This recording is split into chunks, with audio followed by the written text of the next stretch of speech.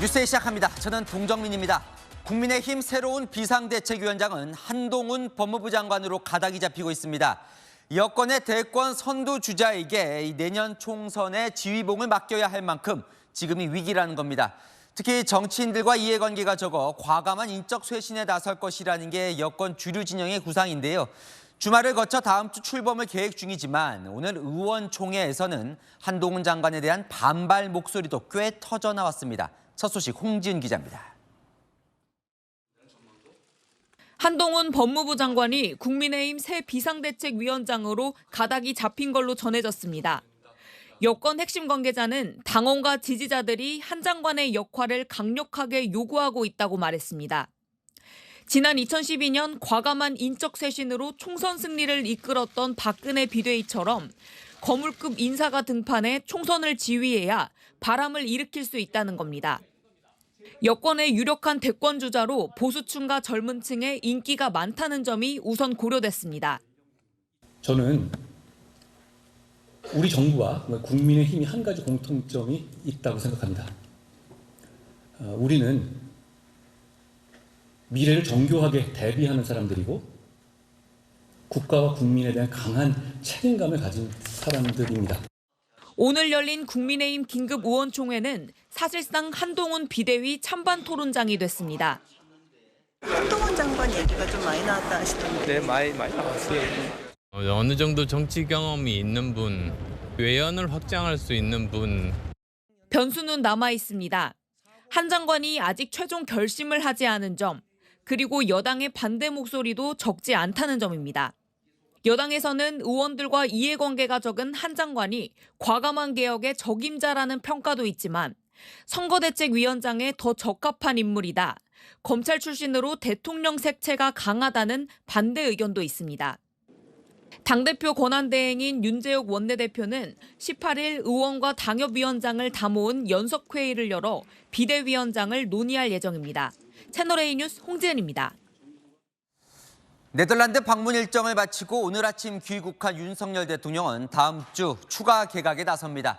이번 개각 대상에는 국민의힘 비상대책위원장으로 유력하게 검토되고 있는 한동훈 법무부 장관을 포함해 박문규, 박진 장관 등 총선 출마자들이 포함될 것으로 알려졌습니다. 김호영 기자입니다.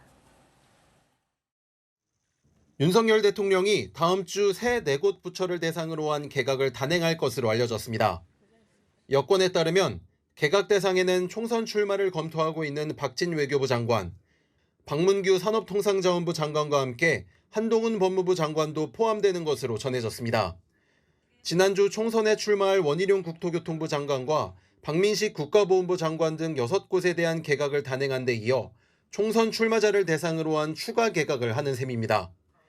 대통령실은 한동훈 장관 후임을 바로 발표하지 않고 일단 면직한 뒤 인호공 차관 대행 체제로 당분간 운영하는 안도 검토하는 것으로 전해졌습니다. 비상대책위원장으로 유력하게 검토되는 한 장관에 대한 국민의힘의 차출 요구에 대통령실이 응하는 모양새입니다. 이번 비대위는 당을 완벽하게 변화시키면서 수도권 선거의 판을 흔드는 게 핵심인데 그런 면에서 기존 여의도 문법과는 전혀 다른 한동훈 장관의 등판 요구 목소리가 상당합니다. 하지만 대통령실은 윤심 비대위 논란에는 선을 긋고 있습니다.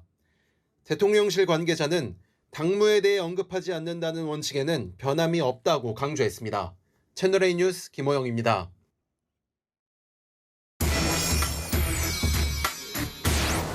네, 아는 기자자 정치부 김민지 기자와 함께 한동훈 비대위 정말 탄생할 수 있는 건지 깊숙한 좀 여권 움직임 좀 살펴보겠습니다. 네. 오늘 긴급 의원총회가 열렸는데 분위기가 뜨거웠다고요? 맞습니다. 오늘 긴급 의원총회는요, 말 그대로 한동훈 장관이 비대위원장으로 적합하냐 아니냐를 두고 격론이 벌어졌습니다. 의총이 시작되자마자 재선 김성원 의원과 초선 지성호 의원이 한 장관이 적임자라면서 포문을 열었는데요. 전 국민의 지지를 받을 인물이다, 위기를 뚫을 인물이다, 이렇게 또 삼고초려해야 한다는 말도 나왔습니다. 그러자 이어서 이어서 반대파들이 마이크를 잡았습니다. 비대위원장은 정치를 잘 알고 경험이 많아야 한다. 얼굴 마담이나 바지 사장으로는 안 된다면서 사실상 한동훈 비대위원장을 반대했습니다.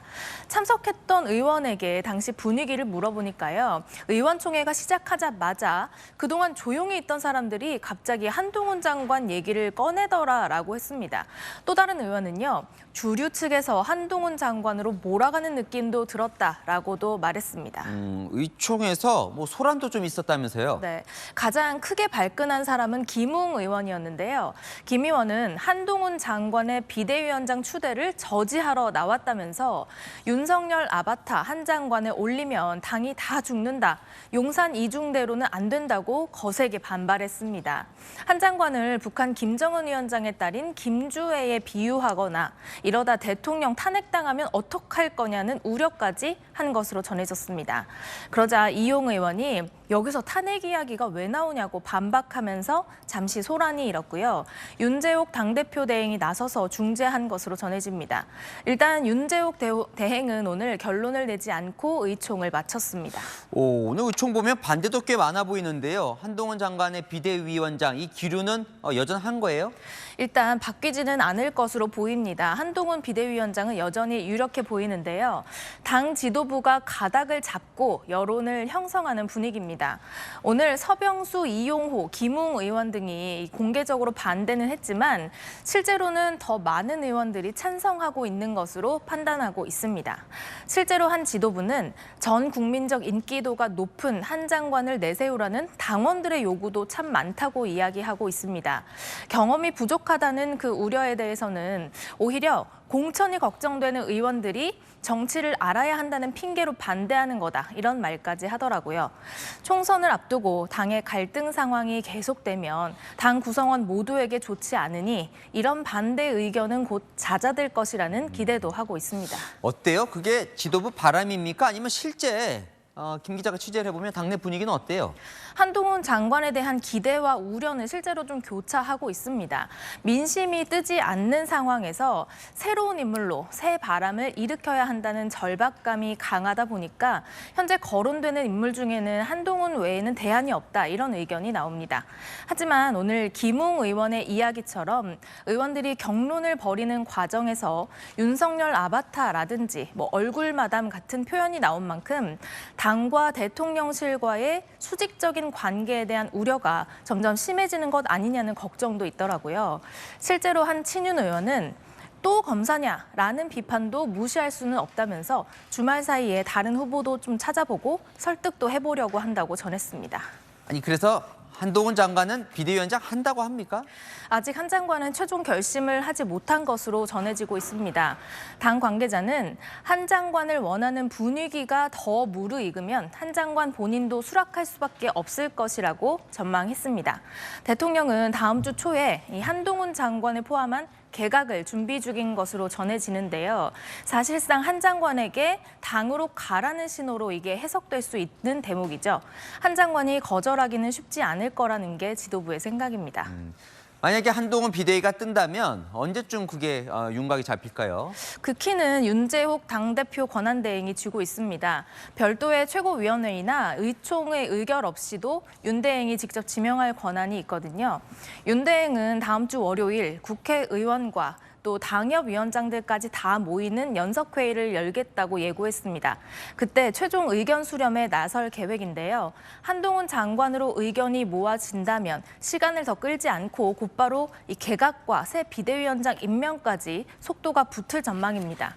하지만 오늘 의원총회에서는요. 원희룡 장관이나 김한길 전 대표 같은 다른 인물 이름도 나왔거든요. 주말 사이에 기류가 바뀔 가능성도 완전히 닫을 수는 없습니다.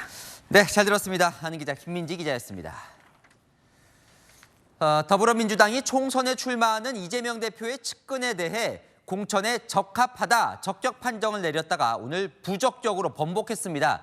총학생회장 시절 민간인 고문치사 사건에 가담한 혐의로 징역형을 받은 전력이 논란이 되자 번복한 겁니다.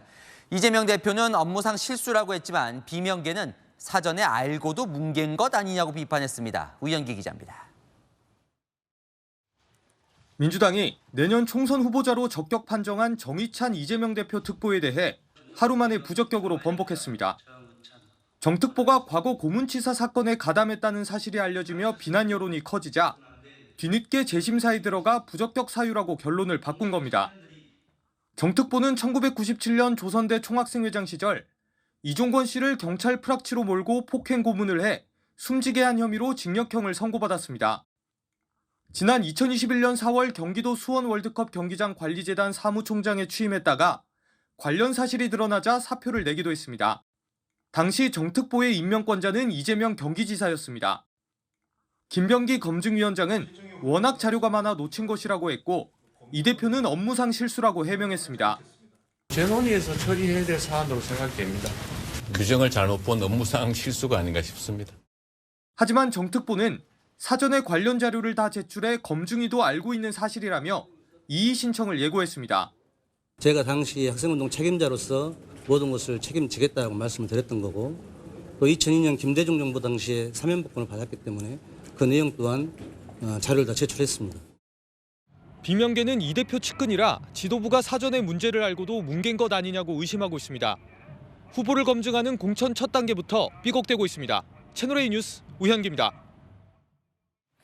네, 문재인 정부에서 금융위원장을 지낸 은성수 전 위원장 아들의 병역 기피 의혹 관련 소식입니다.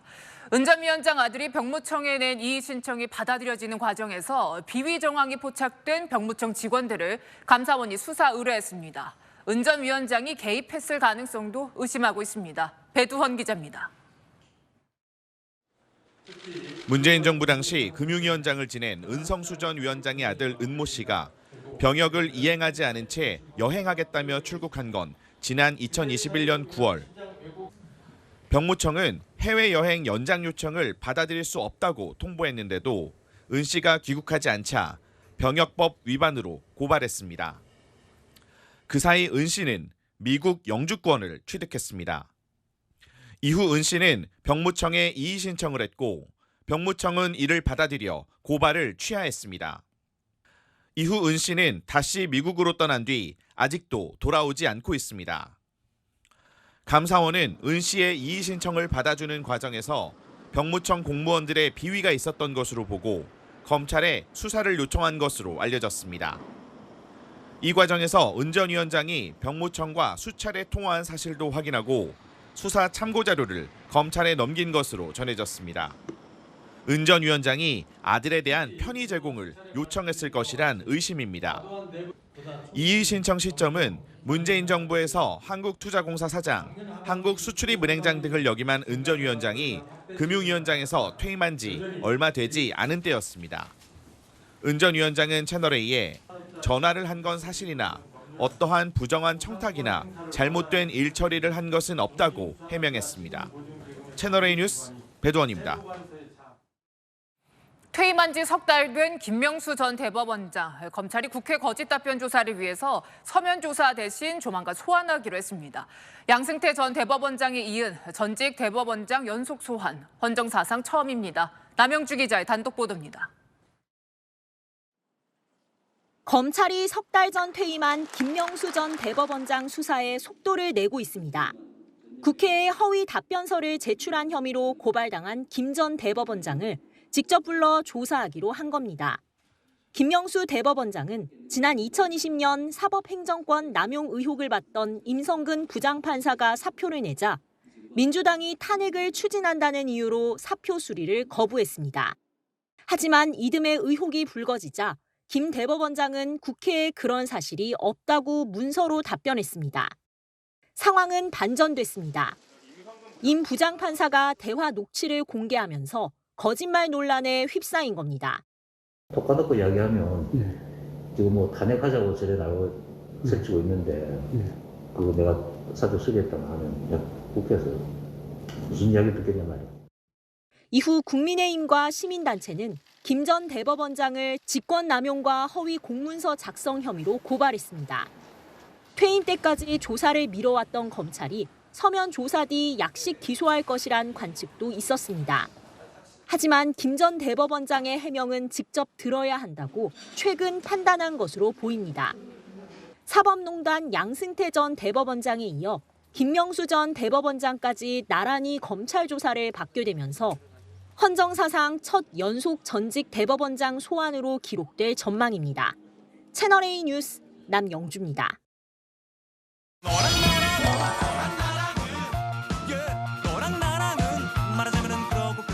네, 여랑야랑 안보겸 기자와 시작해 보겠습니다. 첫 번째 주제부입니다. 국민의힘 두 전직 대표인데요. 이준석 전 대표 총을 들고 있어요. 김기현 전 대표를 겨냥하는 겁니까? 그건 아니고요. 오히려 김기현 전 대표를 위해 지원 사격을 하고 있습니다. 이준석 전 대표 어젯밤 SNS에 김 전 대표가 사퇴한 지 만 하루가 다 지나도록 공개적으로 감사 인사 한마디 남기는 사람이 없다면서 정말 싸가지가 없다고 당 인사들을 비판했습니다. 그러면서 공개적으로 김 전 대표에게 그동안 수고했다고 감사 인사를 전했죠. 그래요. 내용은 감동적인데 그동안 이준석 전 대표가 사실 김기현 지도부 공격도 많이 했잖아요. 맞습니다. 김 전 대표가 야심차게 발표한 김포, 서울 편입 프로젝트에 가장 앞장서서 비판했었죠. 수건 사업은 5호선, 9호선 연장 같은 겁니다. 서울시로 편입되게 되면은 이게 광역전철이 아니라 도시철도가 됩니다. 그러면 이게 연장 사업이 되기 어려워져요. 김기현 지도부가 혁신안 1호를 받아들여 이준석 전 대표에 대한 징계를 취소했을 때도 떨떠름한 반응을 보였습니다. 안녕 얘들아. 당 지도부에게 하시는 말씀입니다. 네, 별로 할 말이 없습니다. 그냥. 예. 네. 저거에 대해서 더 이상 할 말이 없다. 고생이 참 많다. 지지율이나 올려라. 그래요. 사사건건 핀잔을 줬었는데 왜 이렇게 갑자기 태도가 달라진 거래요? 일각에서는 이준석 전 대표가 어떻게든 국민의힘을 비판하기 위해 공격 타깃을 바꾼 것 아니냐 이런 지적도 나오고요. 또 김기현 전 대표와 사퇴 당일 만남을 두고도 이준석 신당으로 영입하려는 것 아니냐 이런 시각도 나오죠. 그래서 제가 이준석 전 대표에게 직접 물어봤는데요. 자신이 당대표 시절 김기현 전 대표가 원내대표로 투톱이었기 때문에 원래 사이가 좋았다고 합니다.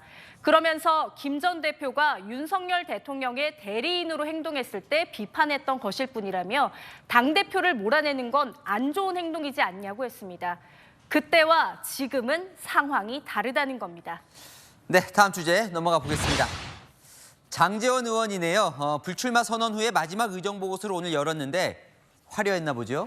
네, 장제원 의원 사흘 전 불출마 선언을 한 뒤 오늘 지역구인 부산 사상에서 마지막 의정보고회를 열었는데요. 400명을 수용하는 강당이 꽉 찰 정도로 반응이 뜨거웠답니다. 그래요. 현장 소식이 좀 궁금합니다. 안 기자 말대로 만석이군요. 네, 보시다시피 좌석은 다 찼고요. 통로는 물론 뒤에 서 있는 주민들 역시 많았습니다. 장제원 의원 뭐 눈물을 흘리기도 했다던데요. 네, 주민 한 분이 직접 써온 손편지를 읽으며 장 의원에게 감사의 인사를 전하자 조용히 눈물을 흘렸는데요. 주민들과 함께 노래를 부르며 흥겨운 모습도 보였습니다. 장 의원 이 자리에서 가족들에게 감사 인사도 전했는데 조금 미묘한 말을 남겼습니다.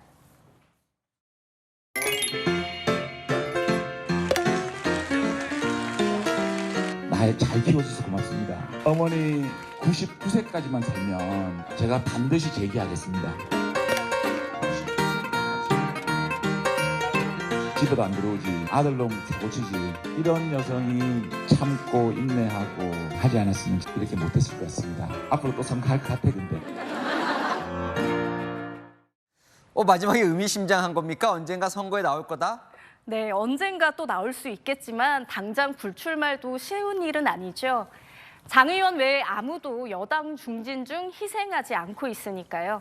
당내에서는 먼저 자신을 던진 만큼 총선 후 역할과 기회가 있을 거라는 관측들이 많습니다. 네, 지금까지 여랑야랑이었습니다. 다음 소식입니다. 유동규 전 성남도시개발공사 본부장 열흘 전에 교통사고를 당했었지요.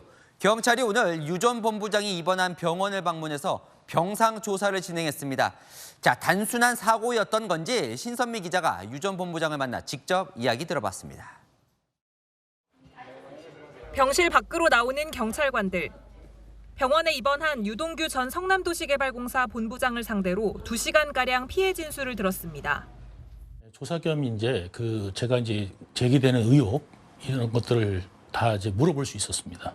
그래서 경찰에서 얼만큼 수사하고 조사를 했는지. 유 전 본부장은 지난 5일 대리기사가 운전하는 자신의 승용차로 고속도로를 달리던 중 8.5톤 화물트럭과 충돌하는 사고가 났습니다. 1차선을 달리던 화물트럭과 3차선을 달리던 유 전 본부장의 승용차가 동시에 2차선으로 진입하다가 부딪힌 겁니다. 대장동 개발 의혹 사건의 핵심 증인인 만큼 사고를 두고 여러 의혹이 불거졌는데 경찰은 고의 사고 가능성은 낮다고 보고 있습니다. 트럭 운전자의 운행 기록 등을 분석해 평소 비슷한 시각 같은 도로를 이용한 것으로 파악됐습니다. 그다음에 화물차들은 전부 다 타임레이빅 있잖아요. 평소와 다른 건지 어떤지까지 다 확인했더라고요. 저는 완전히 의혹이 이제 해소됐고 그 기사분도 운이 나빴고 저도 운이 나빴다 이렇게 생각이 됩니다. 경찰에 추가 수사 의뢰를 하지 않기로 했지만 당분간 치료를 위해 대장동 관련 재판 출석은 다음 달로 미루게 됐습니다. 척추에 주사를 맞고 지금 그렇게 있는 상태입니다. 저도 답답해요. 지금 빨리 가서 빨리 증언할까 하고 그다음에 이제 할 거 해야 되는 걸. 경찰은 도로교통공단의 사고 분석 결과와 진술 등을 종합해서 조만간 사고 조사를 마무리할 계획입니다. 채널A 뉴스 신선미입니다. 아동 성범죄자 조두순이 야간에 무단 외출했던 사실이 뒤늦게 확인됐습니다. 외출 금지 시간인 밤 9시가 넘었는데 아내와 다퉜다며 40분 동안 돌아다닌 겁니다. 이 외출로 조두순은 다시 재판을 받게 됐습니다. 조현진 기자입니다. 경기 안산의 한 빌라. 아동 성범죄자 조두순이 가족과 살고 있는 곳입니다. 조두순은 오후 9시 이후 이곳을 벗어나선 안 됩니다. 그런데 지난 4일 오후 9시 4분쯤 무단으로 집을 나간 사실이 밝혀졌습니다. 당시 조두순은 집에서 10m가량 떨어진 경찰 방범초소 주위를 배회하다가 적발된 것으로 알려졌습니다. 검찰 조사에 따르면 당시 방범 근무 중이던 경찰관 2명은 조두순에게 집으로 돌아가라고 했지만 거부당했습니다. 조두순이 아내와 다퉜다며 돌아가지 않았던 겁니다. 전자발찌 신호를 통해 무단 외출 사실을 감지한 관제센터로부터 위반 경보를 수집한 안산보호관찰소는 보호관찰관을 현장으로 보냈습니다. 그제서야 조두순은 무단 외출 40분 만에 집으로 돌아갔습니다. 이 무단 외출 때문에 조두순은 다시 재판을 받게 됐습니다. 검찰은 재범 방지 필요성이 있다며 전자장치 부착 등에 관한 법률 위반 혐의를 적용해 조두순을 재판에 넘겼다고 밝혔습니다. 정당한 사유 없이 외출 제한을 위반하면 1년 이하 징역이나 1,000만 원 이하 벌금으로 처벌받을 수 있습니다. 조두순은 2008년 12월 초등학생을 납치해 성폭행하고 중상을 입힌 혐의로 징역 12년을 선고받아 복역한 뒤 2020년 12월 출소했습니다. 재범 우려에 따라 조두순 주거지 인근에는 경찰과 지자체의 방범 초소와 감시 인력, CCTV 34대가 배치돼 감시하고 있습니다. 채널A 뉴스 조현진입니다. 오늘 오전 서울 지하철 복정역에서 이산화탄소가 유출되는 사고가 났습니다. 밀폐된 공간에서 고농축 이산화탄소가 퍼지면 질식할 수 있는데요. 근처에 있던 근로자 5명이 병원으로 옮겨졌습니다. 백승우 기자입니다. 지하철 8호선 복정역 대합실에 출입 통제선이 쳐져 있습니다. 폐쇄 문구와 함께 현장 감식반이 분주하게 움직입니다. 오늘 오전 9시 40분쯤 이곳 지하 1층에서 이산화탄소가 분출되는 사고가 났습니다. 부탁기 같은 소리가 따라라라라라는 소리가 잘 들렸어요. 하얀 연기가 나오기 시작했어요. 지하철 직원이 쫓아와가지고 빨리 대피하라고. 결로 방지 공사를 하던 중 이산화탄소 분출 장치 전선을 잘못 건드린 겁니다. 여기가 이산화탄소를 저장하는 곳인데요. 바로 옆에 있는 변전소 안에서 작업을 하던 인부들이 사고를 당했습니다. 근로자 5명이 병원으로 옮겨졌는데 현재 모두 생명에는 지장이 없는 걸로 전해졌습니다. 직원들은 사고 직후 승객들을 안전한 곳으로 대피시켰고 소방당국은 인력 80여 명과 장비 20여 대를 동원해 역산의 공기 희석 작업을 진행했습니다. 이로 인해 상하행선 열차 모두 복정역을 약 50분 동안 무정차 통과하기도 했습니다. 소방당국은 현장 감식 등을 통해 정확한 사고 경위를 조사 중입니다. 채널A 뉴스 백수호입니다. 전국 대부분 지역에 많은 비와 눈이 내렸습니다. 이럴 때 특히 블랙아이스 조심해야 하는데요. 오늘 하루 강원도에서만 21건의 사고가 났습니다. 배유미 기자입니다. 찌그러지고 부서진 차량들이 고속도로 한가운데를 막고 서 있습니다. 사고가 난 도로 위에는 녹은 눈이 살얼음처럼 깔려 있습니다. 사고 차량을 한쪽으로 치우자마자 제설차부터 투입합니다. 오늘 눈이 거의 살얼음처럼 이제 내리는 상황이었어가지고 폭신폭신한 눈이 아니라 아무래도 도로 자체가 조금 미끄러웠던 것 같습니다. 오전 7시 47분쯤 강원 인제군 서울 양양고속도로에서 차량들이 미끄러져 오중 추돌 사고가 나 7명이 다쳤습니다. 다리 위를 달리던 승합차가 갑자기 미끄러지더니 난간을 뚫고 8m 아래 하천으로 추락합니다. 그제 오전 도로에 내린 비가 얼어붙어 일어난 사고로 운전자가 크게 다쳤습니다. 이처럼 비나 녹은 눈이 도로에 스며들었다 얼어붙으면서 만들어지는 살얼음을 블랙 아이스라고 합니다. 도로가 얼음판처럼 결빙되는 현상인데 눈으론 잘 구분이 안 돼 사고 위험이 큽니다. 최근 5년간 도로 서리 결빙 사고는 220여 건, 8명이 숨지고 398명이 다쳤습니다. 조양핸들을 급격하게 꺾거나 급가속이나 급제동을 피해야 돼요. 마른 노면에서 주행했을 때처럼 하게 되면 차량이 회전을 하게 되거든요. 내일까지 전국에 눈비가 계속된 후 영하로 급격히 기온이 떨어집니다. 블랙아이스 위험도 커질 수 있어 각별한 주의가 필요합니다. 채널A 뉴스 배유미입니다. 네, 횡단보도 정지선을 넘는 오토바이들 때문에 불안하다는 시민들 많습니다. 그래도 폭력을 쓰면 안 되겠죠. 길을 건너던 60대 남성이 정지선을 넘은 배달기사 2명을 폭행해서 경찰에 입건됐습니다. 장호림 기자입니다. 왕복 8차선 도로 횡단보도에서 오토바이를 가로막고 선 남성. 배달기사의 머리를 때리더니 쓰고 있던 헬멧까지 벗깁니다. 잠시 뒤 이번에는 들고 있던 우산을 휘두르며 기사의 목을 누릅니다. 어제 오후 4시쯤 60대 남성이 횡단보도 위에서 배달기사 2명을 폭행했습니다. 남성이 화를 내며 폭행까지 한 건 오토바이들이 정지선을 어겼다는 이유였습니다. 실제 당시 오토바이들은 정지선을 훌쩍 넘거나 횡단보도 가운데까지 침범했습니다. 남성은 횡단보도 위 오토바이는 밀어 넘어뜨리기까지 했습니다. 남성은 출동한 경찰에 의해 폭행 혐의로 입건됐지만 횡단보도 코앞까지 들이닥치는 오토바이를 지적하는 목소리도 적지 않습니다. 정지선 위반은 차량에 따라 4만 원에서 7만 원까지 과태료가 부과됩니다. 하지만 이륜차는 앞쪽에 번호판이 달려있지 않다 보니 단속도 쉽지 않습니다.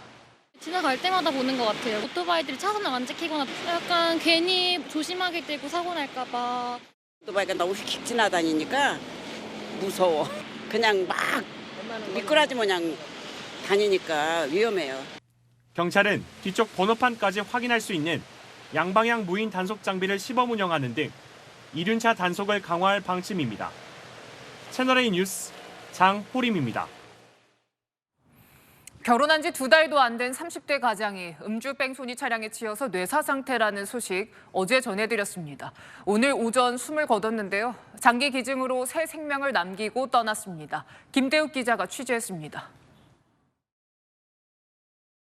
지난 13일 새벽 마지막 배달을 마치고 돌아오던 30대 가장은 뺑소니 음주 차량에 치여 뇌사 상태가 됐습니다.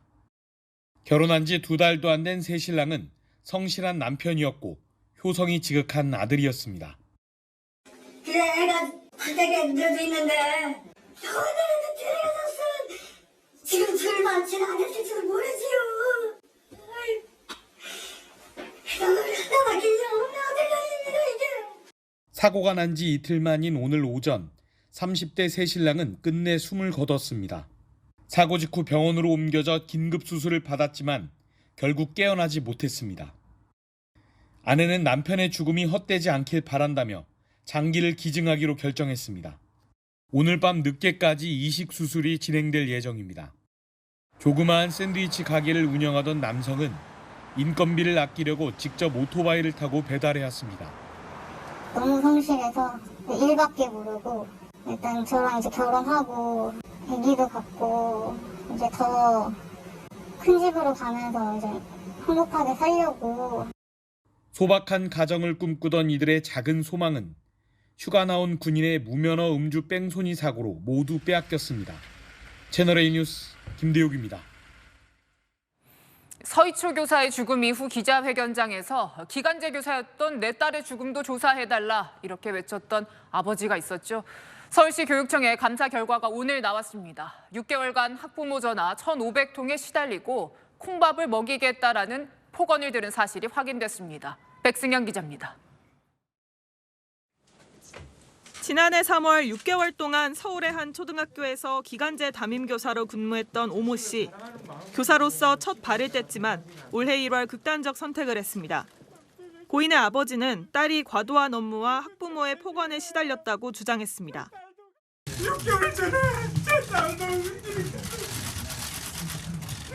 제 딸도 오고 나서 아이를 참패했었어요. 자체 감사에 나선 서울시 교육청은 오늘 오 씨의 유족과 함께 감사 결과를 발표했습니다. 해당 초등학교는 교사의 개인 휴대전화 번호를 학부모에게 공개했고 주말과 야간에도 학부모들의 민원 전화에 시달렸습니다. 오 씨가 근무한 6개월 동안 받은 학부모 전화는 1,500건이 넘습니다. 학교폭력 사건을 중재하며 학부모로부터 협박을 받은 정황도 드러났습니다. 오 씨가 생전 학부모에게서 콩밥을 먹이겠다, 교단에 못 서게 하겠다 등의 폭언을 들었다고 말한 사실도 확인됐습니다. 아버지가 계속 이런 폭언을 하고 이런 폭언을 이제 애가 혼자서 감당을 하려고 하다 보니까 우리 가족들은 눈물을 흘리는 것밖에 아무것도 할 수가 없었어요.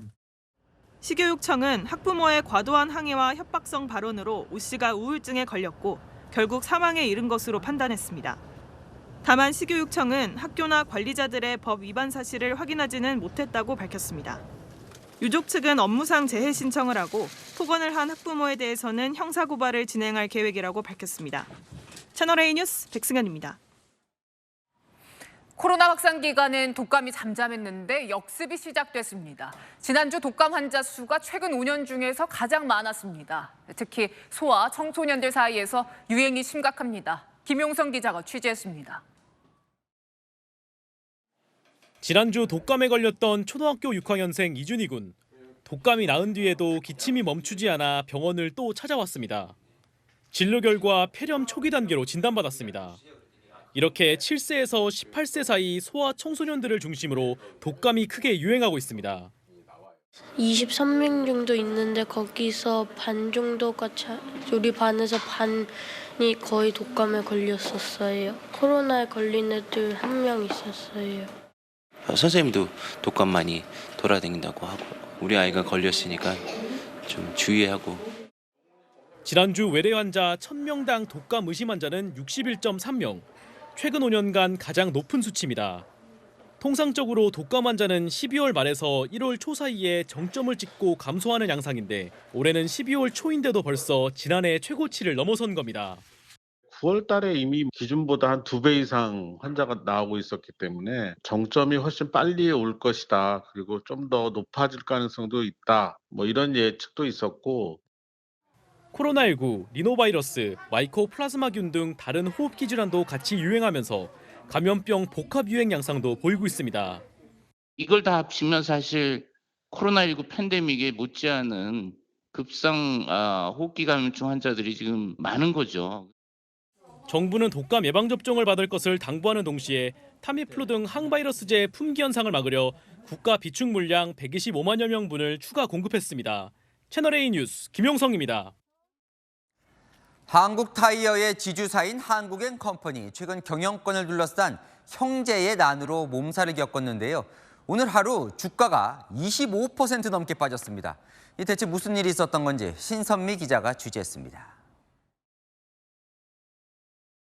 한국타이어 지주회사인 한국앤컴퍼니 주가가 오늘 25% 넘게 급락한 15,850원에 마감했습니다. 지난 5일 MBK 파트너스가 조양래 명예회장의 장남 조현식 고문과 공개 매수에 나선 뒤 2만 원대를 훌쩍 넘긴 주가가 급락한 겁니다. 조 명예회장이 형제 간 경영권 다툼에서 차남 조현범 현 회장의 손을 잡아주며 승기가 기울었다는 판단에 주가가 급락한 겁니다. 실제 조 명예회장이 지난 7일부터 어제까지 한국앤컴퍼니 지분 2.72%를 취득하며 조현범 회장 측의 지분은 45.61%로 늘었습니다. 여기에 다른 우호 지분까지 합치면 조 회장 측 지분율이 50%에 가까울 것이란 전망이 나왔습니다.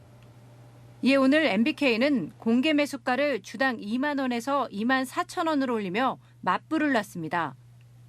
발표 직후 시간외 거래에서 상한가를 치며 주가는 하루 종일 롤러코스터를 탔습니다. 이에 더해 MBK는 금융감독원에 최근 조 명예회장의 지분 매입과 관련해 시세 조종이 의심된다며 조사까지 요청했습니다.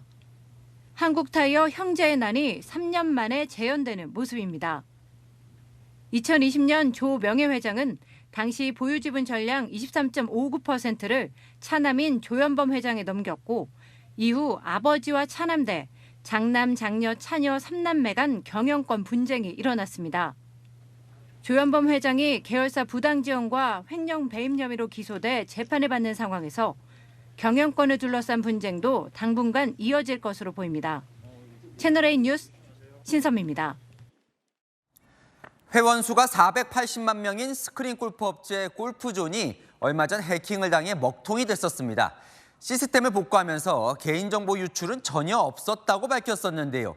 뒤늦게 일부 회원들의 정보가 유출된 것으로 드러나 사과했습니다. 홍란 기자입니다. 골프존이 해킹 공격을 받은 건 지난달 23일. 스크린 골프를 예약하는 공식 홈페이지와 모바일 앱, 온라인 쇼핑몰 골프존 마켓 등이 모두 먹통이 됐습니다. 엿새 만인 지난달 28일 시스템을 복구한 골프존 측은 개인정보는 별도로 암호화해 관리하기 때문에 이번 공격으로 유출은 전혀 없었다고 강조했습니다. 그런데 어제 골프존 측은 사과문과 함께 해커의 공격으로 일부 고객의 개인정보가 유출된 것을 확인했다고 뒤늦게 밝혔습니다. 웹서버 장애는 한 3주 전인데요. 우리가 내부 파일 해킹당했다는 걸 안 거는 얼마 되지 않았습니다. 개인정보가 유출된 고객들은 쿠폰 발송을 위해 따로 관리해오던 회원 파일로 알려졌습니다.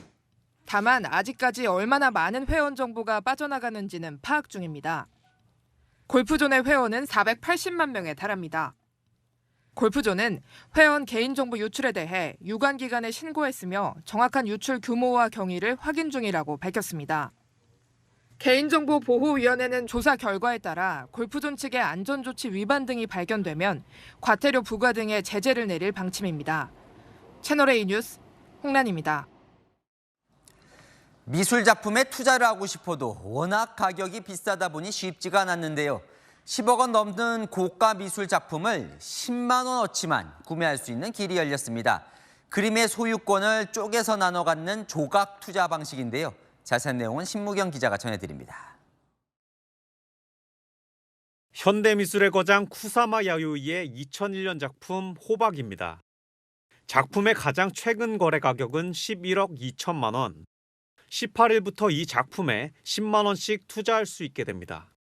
그림을 보유한 업체가 작품의 소유권을 잘게 쪼개 증권 형태로 청약을 받는 조각 투자를 통해서입니다. 한 주당 가격은 10만 원입니다. 이 업체는 향후 작품의 가치가 상승하면 그림을 판 뒤 주주들에게 수익을 배분해주게 됩니다. 전체 증권의 10%를 보유를 합니다. 가장 많은 리스크를 지고요. 11,088명이 산술적으로 참여가 가능하십니다. 이런 투자가 가능해진 건 금융당국이 소유권 조각들을 각각의 증권으로 보고 조각 투자 가운데 처음으로 증권신고서를 수리해줬기 때문입니다.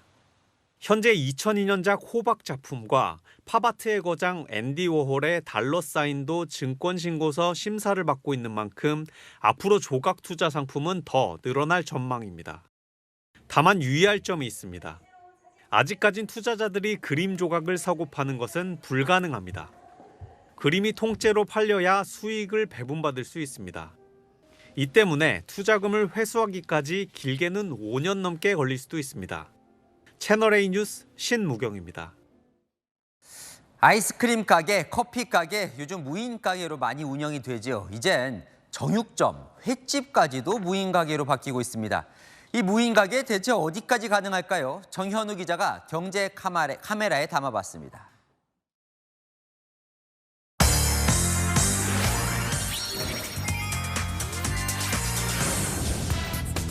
정육점에 들어온 손님이 진열대에서 고기를 고른 후 알아서 바코드를 찍고 계산합니다. 1년 전 문을 연 야간 무인 정육점입니다. 낮에는 사장이 있지만 오후 8시부터 아침까진 직원이 없습니다. 고기 손질하시는 분 고용하는 것도 엄청 큰 돈이고 아르바이트생 쓰는 것도 굉장히 큰 돈인데 절약을 많이 할 수가 있어가지고. 한돈 삼겹살 100g 가격은 1,800원. 같은 양이 2,000원대인 대형마트보다 저렴합니다. 아낀 인건비만큼 가격을 내린 겁니다. 제가 마트 다녔는데 좋아서 1,000원이라도 싸잖아요.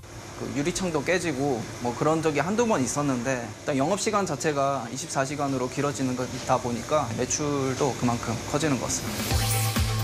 숙성회를 파는 무인 횟집도 등장했습니다. 출입 인증을 도입해 사고 위험성을 줄였고 SNS 단체 대화방에서 손님들에게 할인 정보도 알려줍니다.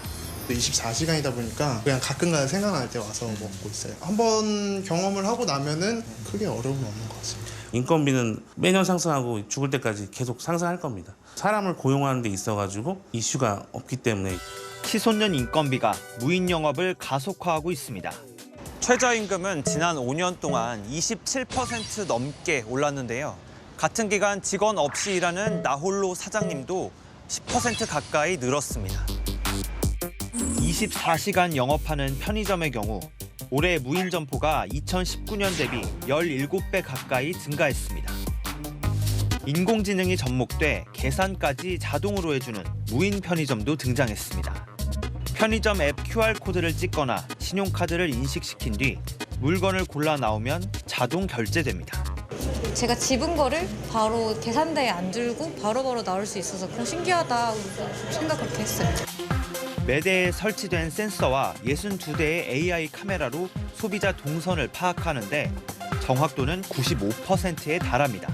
입장부터 퇴장할 때까지 어느 위치에 있었는지를 쭉 추적을 하면서 이 사람이 물건을 짚거나 내려놨을 때 장바구니를 계속 반영을 시켜주거든요. 인건비 부담과 구인난 속에 무인 가게도 진화하고 있습니다.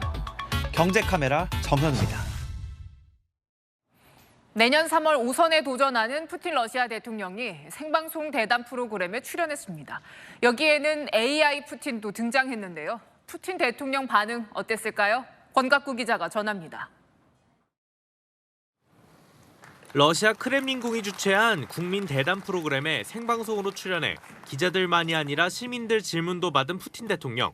Владимир Владимирович, пока вы не успели ответить, еще у нас есть одно видео по этой теме, очень впечатляющее, предлагаю посмотреть. 화면을 보던 푸틴이 눈을 번쩍 뜨며 당황합니다. 자신을 쏙 빼닮은 인물이 화면에 나온 겁니다. 목소리부터 외모, 손짓까지 자연스럽습니다. Хочу спросить, правда ли, что у вас много двойников? 한 대학생이 AI 기술로 만들어진 화면을 통해 진짜 푸틴에게 질문한 겁니다. 올해 71살인 푸틴은 최근 건강 악화로 일부 행사에서 대역을 사용한다는 의혹을 의식해 강하게 반박합니다. Подумал и решил, что похожим на себя и говорить моим голосом должен только один человек. И этим человеком буду я.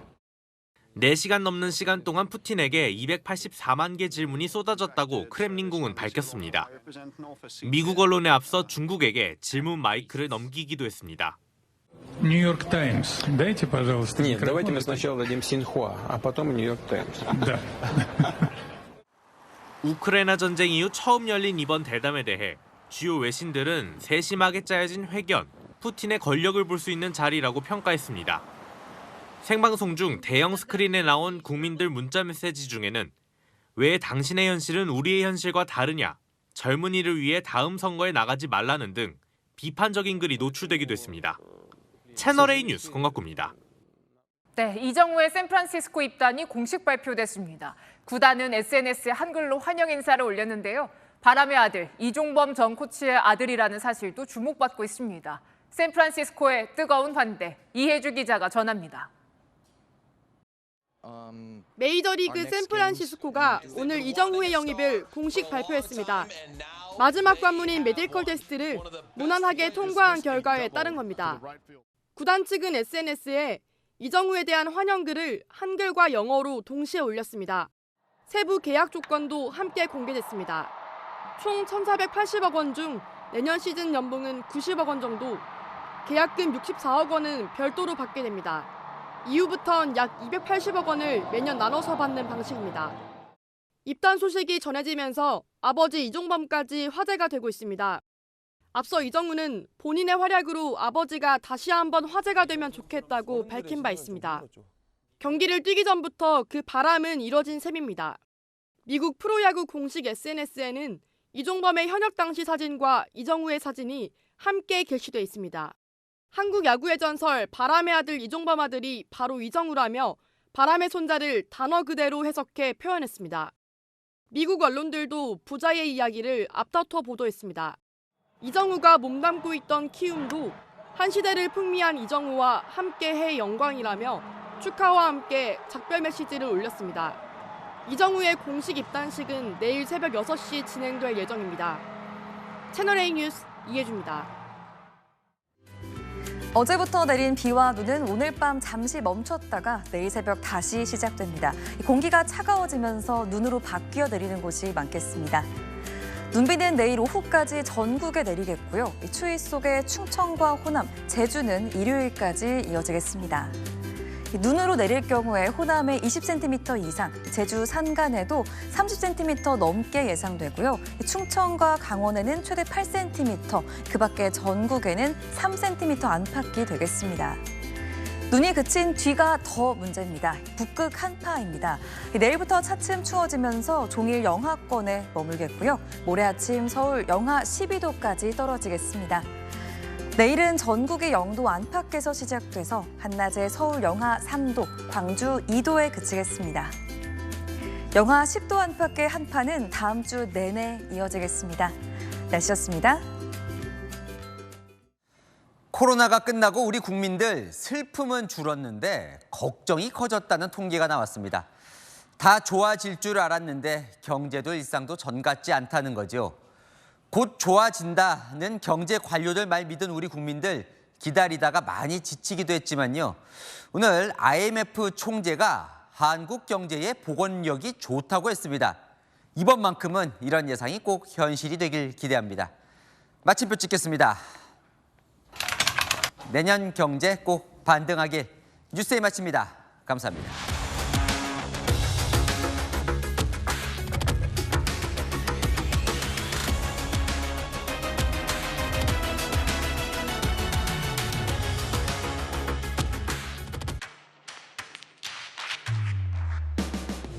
당신의 아침을 여는 보이는 라디오 정치 시그널. 시사 보도의 최강자 김진애 돌직구쇼. 돌직구쇼의 연장전 더 남아. 생생한 뉴스 현장을 전한다. 뉴스엘 라이브. 시사 보도의 강력한 한방, 강력한 4팀. 오늘의 10가지 뉴스. 대한민국 대표 뉴스쇼 뉴스 탑10. 오전 8시부터 하루를 함께하는 채널A 시사보도 9월 4일부터 출격!